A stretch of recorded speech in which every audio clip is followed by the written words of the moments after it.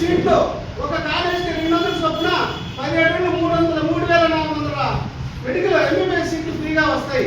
అన్ని కులాలు వర్తిస్తాయి. అవన్నీ కూడా మన పిల్లల భవిష్యత్తు బాగుపడుతుంది. కానీ ఎప్పుడు వచ్చినా సరే చంద్రబాబు గారు మేమంతా ప్రైవేటైజేషన్ చేస్తానంటాడు.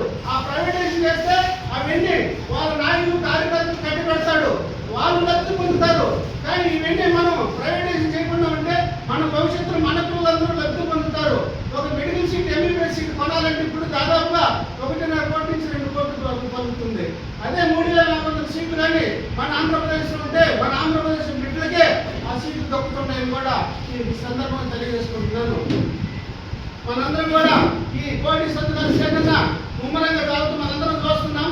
మన కాన్స్టిట్యూన్సీ కాదు 175 కాన్స్టిట్యూన్సీలో కూడా ఈ కోటి సంతకాలు సేకరించి ఇవి మన జగనన్న ఆధ్వర్యంలో గవర్నర్ గారికి ఇవన్నీ కూడా సమర్పిస్తున్నారు. ఎందుకంటే మేమందరం కూడా ఈ 1 కోటి మంది కూడా మేమందరం ప్రైవేటైజేషన్ చేయడానికి వ్యతిరేకితమని నిరూపించడానికి మనందరం ఈ 1 కోటి సంతకాలు సేకరిస్తున్నాం. అందులో భాగంగా ఎల్లుండి కనిగిరిలో 10 గంటలకి మనందరం కూడా వెళ్ళి అక్కడ ధర్నా చేయాలి, ర్యాలీ చేయాలి. మీరందరూ కూడా ఎల్లుండి మొత్తమే 9 గంటలకు వచ్చినట్టయితే ఇక్కడ నుంచి కాళ్ళు పెడతాము.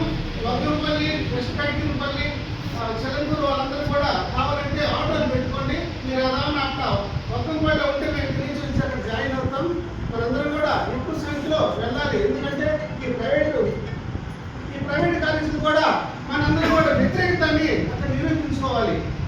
అందు గురించి మీరందరూ కూడా దయచేసి పెద్ద మనసుతోటి, ఎందుకంటే మన భారత పౌరుల గురించి మనందరం కూడా ఈ కష్టపడినట్లయితే, ఈ ప్రైవేటైజేషన్ ఆపినట్లయితే మన ఆంధ్రప్రదేశ్ రాష్ట్రము